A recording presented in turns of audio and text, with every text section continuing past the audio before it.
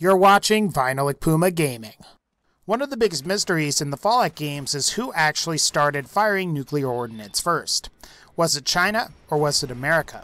And while we have a vague idea how America fared after the nuclear exchange, especially since every Fallout game takes place in the United States, we don't really know the status of its pre-war rival, China.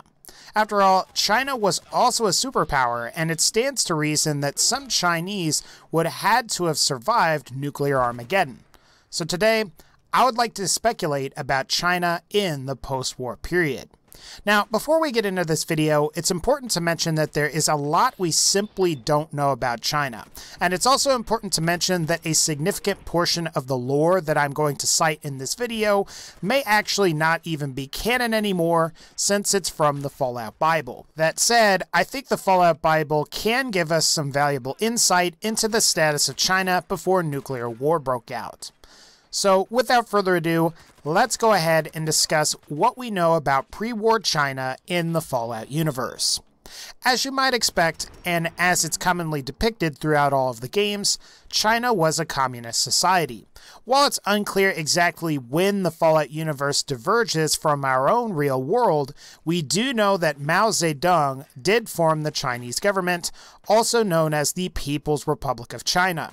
It's unclear how the People's Republic of China evolved over time, though we can suspect that since the United States managed to maintain much of its culture of the 1950s, we could reasonably assume that China may be more communist than it is in our current real world. Leading up to the events of the Great War, China competed against the United States for the world's remaining oil reserves during the 2050s and mid to later 2060s. Chinese and American operatives would constantly spy on one another and feed information to their own respective governments.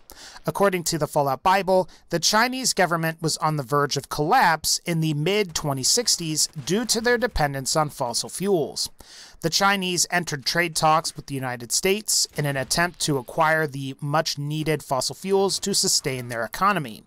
To the dismay of the Chinese, the United States decided not to trade or export its oil supplies to China, and as you can imagine, this led to increased tensions between the two countries. Without fossil fuels, the People's Republic of China got desperate and ultimately decided to invade Alaska in 2066. Anchorage became the first major battleground between the Chinese and U.S. forces and ultimately started the Sino-American War. The Sino-American War raged on for about 10 years. During this period, the American military commissioned WestTech with the development of T-45 power armor to combat Chinese tanks and infantry. In response, the Chinese military became far more aggressive and started using chemical and biological weapons. One of these was known as the New Plague. In response, the U.S. closed its borders and commissioned WestTech to find a cure. The operation became known as the Pan-Immunity Viron Project and resulted in the development of the Forced Evolutionary Virus. During the war, the American military annexed Canada as a means of both more easily transporting U.S. troops to the Anchorage front lines and to take much of Canada's natural resources. In 2074, America invaded the Chinese homeland to little success. However, by 2076, T-51 power armor was deployed in China and began to utterly devastate the Chinese forces. The Americans started to capture key cities and eliminate key supply lines for the Chinese war effort. To make matters worse, the Chinese were defeated in Alaska in early 2077, an event that's commonly referred to in the games as the Anchorage Reclamation. With the loss of Alaska, crippled supply lines at home, and the U.S. quickly taking over more key cities, China was once again put in a very desperate position. Despite their efforts, it looked like China was going to lose this war for sure. However, as we all know, the war ultimately ended with a stalemate. On October 23, 2077, either China or the United States began firing nuclear weapons. In response, the other side launched their weapons, and this ultimately led to both the Great War and the deaths of millions, possibly billions, by nuclear weapons and the ensuing fallout. To further gain insight into the Chinese, it's worth comparing the two militaries from the universe. The Americans tended to drive more technological innovation, where the Chinese focused more on sheer manpower as well as superior manufacturing capacity. This led the Chinese to have impressive weaponry, however they lacked the defensive capabilities of the Americans. As an example, compare something like Westech's power armor to much of the standard Chinese apparel seen in both Fallout 4, or just compare the power armor from Fallout 3 to the Chinese armors that are prominently featured in Fallout 3. Unlike the American military, the Chinese did develop impressive stealth technology, which came in the form of the stealth suits that you regularly encounter in Fallout 3. And there were also stealth submarines. In Fallout 4 in particular, there was a submarine that managed to get very close to the Boston coastline without even being detected. The Chinese were masters of infiltration as well. They even tried to sabotage the Hoover Dam, which is something you can discover towards the end of your playthrough of Fallout New Vegas. Now, there isn't a whole lot else we know about the Chinese as it pertains to the Fallout universe. However, we can gain somewhat of a glimpse of what China is like based on some of our knowledge of what China is like today in our reality. China's economy is currently the world's second largest economy, only second to that of the United States. It is number one in terms of population and is only slightly smaller than the United States in terms of its total size. China is one of the most biodiverse countries in the world as well, third only to Brazil and Colombia. This means there is greater diversity in the wildlife in China as opposed to here in the United States. And to give you guys some idea, if China is ranked third in biodiversity of all the countries in the world, then the United States is ranked 10th. As it pertains to Fallout, I would go ahead and say that we can be sure that China would have a much higher population than the United States, and that China would also be far more biodiverse than the United States. What we can't be sure of is what the strength of their economy is in the Fallout universe. Much of the reason for China's economic boom in our reality was the result of reforms within China's government in the late 1970s and 1980s. We can't be sure of whether these events actually occurred within the timeline for the Fallout universe. With that said, it's important to consider the conception behind the Fallout franchise itself to give us some kind of indicator. Scott Campbell was one of the masterminds behind the very first Fallout game, and according to the Fallout Wiki, Scott reveals why he chose China as opposed to the USSR as the main villain of the United States before the war. He says, and I quote, "I made the choice when I remembered experiences with Oleg, a Moscow developer I worked with months before when I was assistant producing a typing game. Once, in the middle of a phone conversation, I heard some muffled bangs, and the phone went quiet. When I asked him what the noise was, he replied, 'Oh, it was just the Russian mob firing their guns into the street.' I thought he was joking. He wasn't.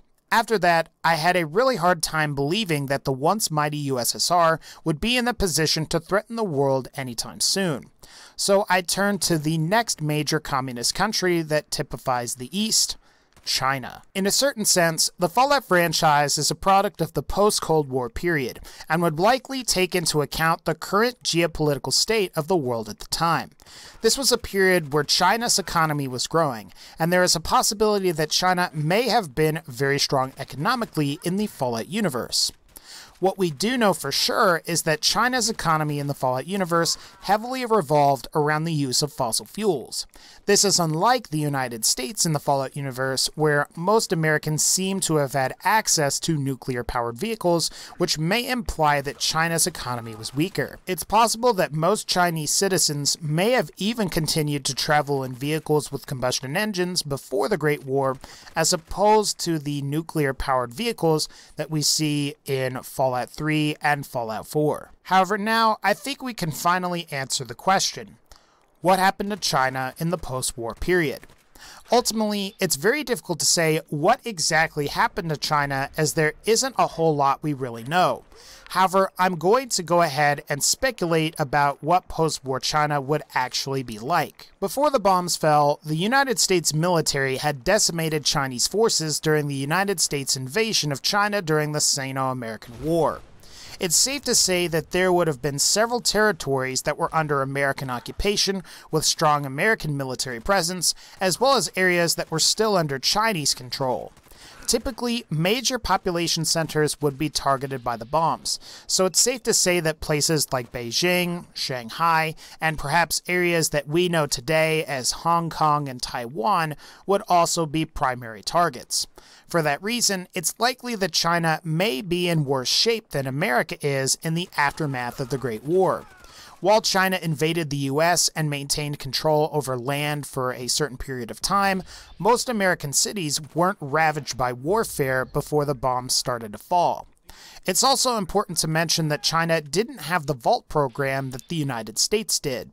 Some of the vaults ultimately led to the creation of some societies and communities. After all, the NCR grew out of the people that formed Shady Sands, and they were the descendants of people who left Vault 15. While China may have had something similar to the Vault program, there is a possibility that they didn't, and this would greatly affect the status of China as well. There is a strong possibility that China would have its own parallel to the Enclave that did have the resources to survive nuclear holocaust. It seems likely if the elite in the United States managed to escape nuclear annihilation, then there is a strong possibility that the elite in China may have also escaped annihilation. I would say this is especially the case if China managed to fire nuclear missiles first, as they would have had ample time to plan out their attack and then escape to somewhere safe. That said, if China was still using mostly combustible engines before the war, it's unclear how effective these organizations could truly be over time. Then again, China would have to have had the scientific minds comparable to those that ended up in the Enclave, so perhaps they may have discovered how to do without fossil fuels entirely. It stands to reason, too, that the Chinese would have captured US military hardware at some point, just like the United States had begun creating their own version of the Chinese stealth suit in the form of the Stealth Suit Mark II that we can see in Fallout New Vegas' Old World Blues DLC. As I highlighted earlier, China is one of the most biodiverse countries in the world. This would no doubt have an effect on the types of irradiated creatures and animals in the region. Perhaps the post-war United States has things like rad scorpions and deathclaws, however China would surely have its fair share of extremely dangerous creatures.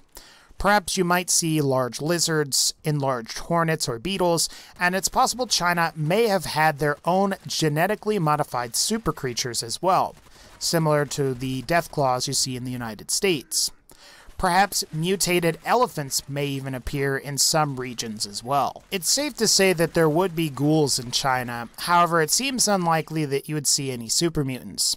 While we can't say for certain, the general consensus seems to be that FEV mostly only occurred in the post-war United States. This would mean that super mutants may not even exist in China at all. But speaking of ghouls, it does seem likely that you would see pre-war ghouls that were both former Chinese and American soldiers. We have a vague idea that a significant portion of the US military was deployed to China, so perhaps you would occasionally see suits of power armor, artillery pieces, and other weapons of war that are of US military origin in China. As we've seen in Fallout 3, I doubt these forces would continue fighting one another like they did before the bombs dropped. After all, what would be most pressing would be finding ample food supplies, as well as defending yourself from raider or bandit attacks. I think another important question to ask would be whether a Fallout game could occur in China. Now, based on some of the lore, I would say that it definitely could happen.